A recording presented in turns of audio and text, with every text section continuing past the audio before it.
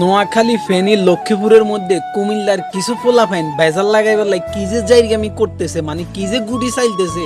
বাইরে বাইরে সংসার ভাঙ্গে না কিছু পাড়া প্রতিবেশীর খারাপ দুষ্ট লোকগল। এই খারাপ দুষ্ট লোকগুলো হচ্ছে এখন কুমিল্লার ভিতরে সব। এরা কি করতেছে, ফেনী বিভাগ চাইতেছে, স্বতন্ত্র বিভাগ, অথচ তাদের বাড়ি কুমিল্লা, তারা ফেনীর স্বতন্ত্র বিভাগ চাচ্ছে। মানে চিন্তা করা যায় তাদের মন মানসিকতা কত নিচে নামে গেছে। মানে কুতি যে কুমিল্লা শুরু, মানে তাদের সব আকাম কুগামে তারাই জড়িত থাকে।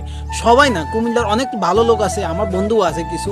মানে এরা কিছু পরিমাণ লোক, মানে এই যে তাদের আইডিতে আমি গিয়ে দেখি তারা সব কয়টা কুমিল্লার, কিন্তু তারা এই যে কমেন্টের ভিত্তে আসি ফেনী স্বতন্ত্র একটা বিভাগ চাই, এসব ফিকগুলা যারা কমেন্টের ভিত্তে আইয়া পিন কমেন্ট মারতেছে, এই শতানগুলারে আমি বলতেছি, এরে ভাই ফেনী নোয়াখালীর মধ্যে বেজার লাগে কোনোদিনও সফল হইতে হিত্তি নয়। কারণ আমরা তিনোটা হচ্ছি দেখে একমার হাইডে তিন ভাই, ঠিক আছে নি?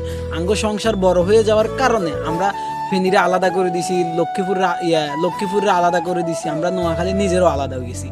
তোরা যে আমগরে বেজার লাগায়, মানে কুমিল্লার সাথে মানে বিভাগ করতেছ আরে, বা নোয়াখালী বিভাগ আটকাই দিবে ধান্দা কররি, তোদের এসব সাইল মানে সফল হইতো না, তোদের এসব সব সাইল বিঠা যাবে, ঠিক আছে? এরকম সাইল করে তোরা আমগর লগে হাইতি না বেটা শতান গলা আছে।